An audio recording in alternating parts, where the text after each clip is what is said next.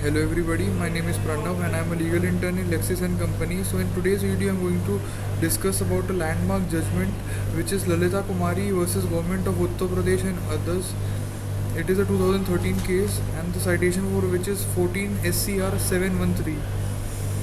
So in this video I am going to give a brief overview about the case as well as its judgment. So first of all, moving on to it, we will check what sections were referred in this case.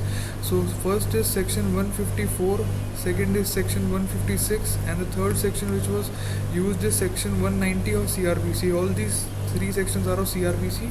So if we talk about section 154 to 176 of CRPC, it relates to information to the police and their powers to investigate.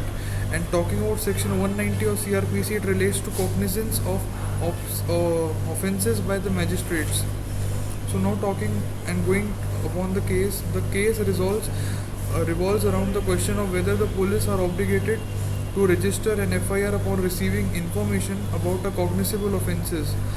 So in this case, the petitioner argued that the police have a mandatory duty to register an FIR regardless of the credibility of the information received. The Supreme Court held that under section 154 of CRPC, the police must register an FIR when they receive information disclosing a cognizable offence without conducting any preliminary inquiry or assessment of the credibility of the information. The court emphasized that the registration of an FIR is a crucial step towards ensuring the rule of law and the protection of citizens' rights. So section 154 relates to the provisions of FIR of CRPC. In this case, the court stated that the mere possibility of the information being false or exaggerated should not deter the police from registering an FIR.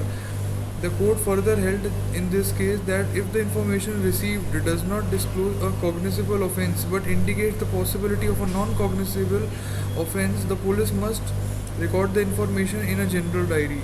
In this case, the court recognized the victim's right to report an offence to the police and the duty of the police to register such complaints promptly.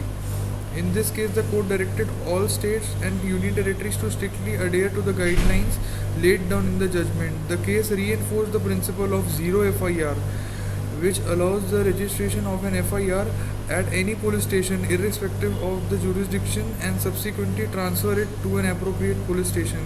So if you guys have any doubts relating to this case, you can ping me in the comment box and I will get back to you as soon as possible. Thank you so much and have a nice day.